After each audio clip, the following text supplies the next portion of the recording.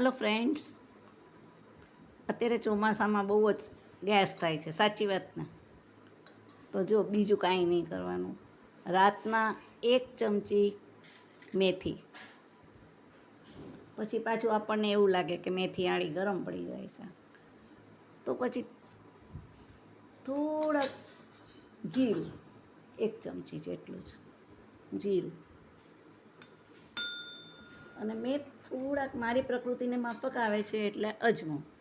આપણી પ્રકૃતિને શું માફક આવે છે ને એ આપણે લોકોએ જ વિચારવું પડે, એક્સપેરિમેન્ટ કરવા પડે આપણા જાત સાથે. હવે એમાં અડધો ગ્લાસ પાણી નાખીને પહેલાં વોશ કરી લઈએ. આને વોશ કરી લઈએ, બરાબર?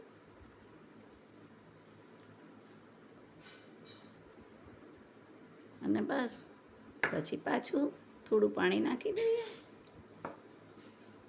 હા, કોઈ રાઈનો દાણો આવ્યો છે તે સીટ, નો પ્રોબ્લેમ.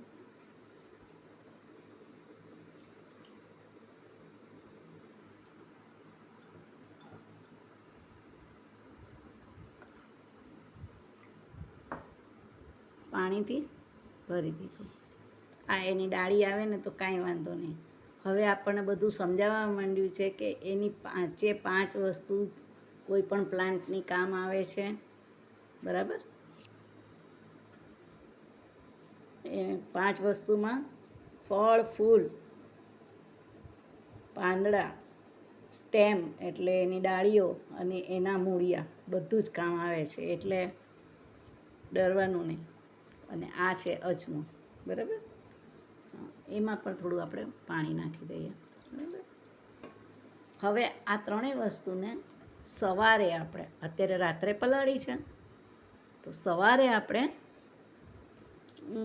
પાણી પી જવાનું છે ગાળીને, અને પછી આ જે પાછળનું વધે છે ને વઘારમાં વાપરી નાખો, જેમાં પણ તમે રસોઈમાં વાપરી નાખો તો વાંધો નહીં.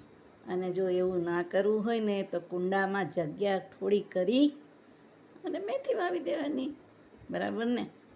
અજમો વાવી દેવાનો.